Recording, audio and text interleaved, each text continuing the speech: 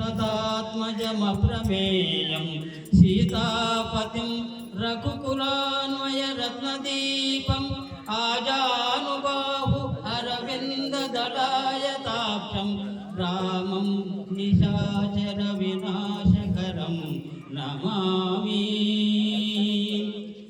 త్రేతాయుగం మోసిపోయినది, ద్వాపర యుగము వచ్చినది. అప్పుడు ఆంజనేయ స్వామికి రాముడు లేక చింతాక్రాంతులయ్యాక ద్వాపర యుగం లోపల ఆ ద్వారకా నగర సమీపంలో ఉపవనము నందు ఒక వనము లోపల ఉండి అక్కడ పండ్లు పొలాలు తినుకుంటూ రామనామస్మరణ చేసుకుంటూ ఉండగా అక్కడి వనపాలకులు పోయి శ్రీకృష్ణ పరమాత్మతో చెప్పిన వారని ఎక్కడో స్వామి ఎక్కడో కోతి వచ్చి మనం వందమంతా పాడు చేసిన స్వామి అంటే అప్పుడు ఆ కృష్ణ పరమాత్ముడు ఏం చేసిన అంటే గరుత్మంతుని పిలిచి నాయన గరుత్మంతా అక్కడ మన ఉపవనం లోపల ఆంజనేయుడు ఉన్నాడు, అతన్ని ఇక్కడ ఉలకరాపోనాయన అని తోలిండు. గరుత్మంతా అతడు సనాయసం ఉంటాడు ఆంజనేయుడు అంటే నీవు నీ పైన ఎక్కించుకొని రా నాయన నడిపించరాక అని చెప్పిండు. అంటే గరుత్మంతుడు అంటున్నాడు, నేను శ్రీ మహావిష్ణువు వాహనాన్ని నేను ఆ సామాన్యమైన ఒకటి కోతిని నేను మోసుకురావాలా.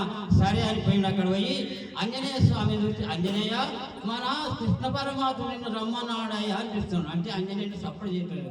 ఆంజనేయ ఎవరిననుకుని నేను పిలిచేది ఎక్కడుంటున్నావు అంటే ఆంజనేయ నీకు చెవుడుందా, ఎంత విషయం పలకలేవు, ఎందుకు మన పరంతాముడు నిన్ను రమ్మన్నాడయ్యా అని అంటే అప్పుడు ఆంజనేయుడు మెల్లిగా చేయి తీసి ఆ గరుత్మంతుడి పైన పెట్టి మన పిల్లలకి కోడిపిల్లని ఆడిస్తున్నట్టు ఆడిస్తున్నాడు.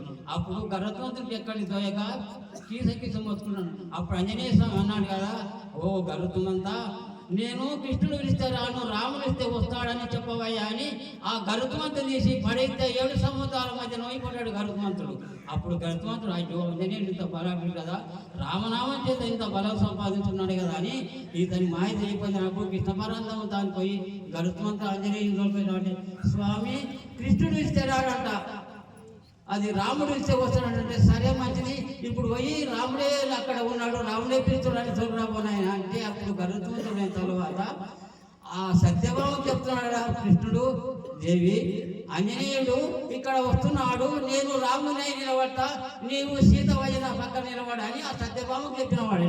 అప్పుడు సత్యభామ అనుకో, ఓహో సీత ఎక్కడ, నేను ఇక్కడ, నాకేమి కొద్దు ఉంది, మస్తు బంగారం నాకు సొమ్ములున్నాయి, మస్తు వస్త్రాలున్నాయి, ఆ సీత కంటే నేను ఇంకా కథనంగా నిలబడతా అని ఆమె ఇక్కడ మూసుకున్నది. అప్పుడు ఆమె ఏం చేసిందండి, ఉన్న వస్తువులన్నీ పెట్టుకున్నది, ఎన్ని వస్తువులు పెట్టుకున్నా సీత లేక అవుతుందా, ఆమె ఏమో లక్ష్మీ స్వరూప సంపన్నురాలు సీతాదేవి, సామాన్యమైన మానవ జాతికి చెందిన ఆమె సత్యభామ. అప్పుడు సత్యభామ స్వామి ఇంకా రమ్మని ఆంజనేయ అని చెప్తే అప్పుడు గరుత్మంతుడు పోయి ఆంజనేయ అక్కడ రాముడే ఉన్నాడు, కృష్ణుడు లేడయ్యా, నిన్ను రమ్మన్నాడే, సరే వస్తావు అని ఆంజనేయ స్వామి అన్నాడు. ఆంజనేయ నీవు నడిచే వరకు చాలా టైం పడుతుంది ఆయన, నా ఈపులో కూర్చో తొందరగా వద్దా అంటే ఆంజనేయుడు అన్నాడు, ఏమొద్దు నాయన నేను నడుచుకుంటూనే వస్తాను నువ్వు అని చెప్పి ఆ గరుత్మంతుడి కన్నా ముందే ఆంజనేయ స్వామి ఎప్పుడో పోయి ఆ కృష్ణుడి దగ్గరే నిలబడ్డాడు.